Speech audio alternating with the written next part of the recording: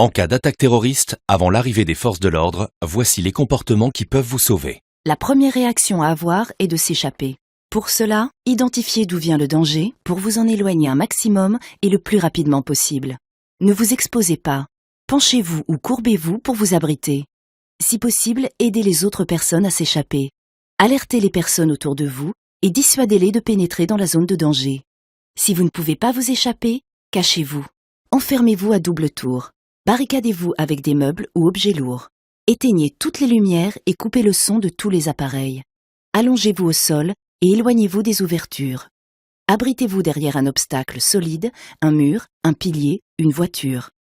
Coupez la sonnerie et le vibreur de votre téléphone. Dès que vous êtes en sécurité, alertez les forces de l'ordre en appelant le 17 ou le 112 et obéissez-leur. Au téléphone, ne paniquez pas, précisez le lieu exact de l'attaque, le nombre et la description des assaillants, le type d'arme utilisée, le nombre estimé de victimes. Ces renseignements peuvent sauver de nombreuses vies. Si possible, aidez les blessés.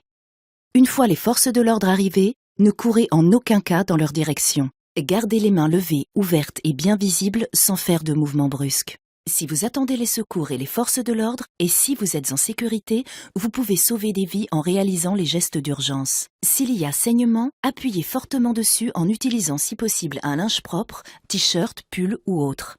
Maintenez la pression sur la blessure jusqu'à ce que les secours prennent le relais. Si vous n'êtes pas encore en sécurité ou si la blessure saigne toujours abondamment, effectuez un garrot. Pour cela, faites un nœud coulissant à la racine du membre concerné à l'aide d'une écharpe, cravate ou ceinture. Dans tous les cas, aidez la personne à s'installer dans la position dans laquelle elle se sent le mieux. Si la plaie est sur le thorax, mettez-la en position assise ou semi-assise. Pour une plaie au ventre, en position allongée. Si la personne est inconsciente ou perd connaissance, tournez-la sur le côté comme si elle dormait en chien de fusil en position latérale de sécurité. Faites en sorte qu'elle puisse respirer correctement. Face à la menace terroriste, restons toujours vigilants.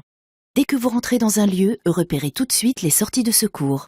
Si vous êtes témoin d'une situation ou d'un comportement suspect, contactez les forces de l'ordre au 17 ou au 112.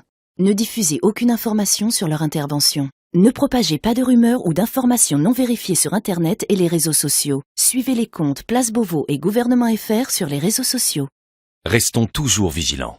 Pour en savoir plus, allez sur encadattaque.gouv.fr.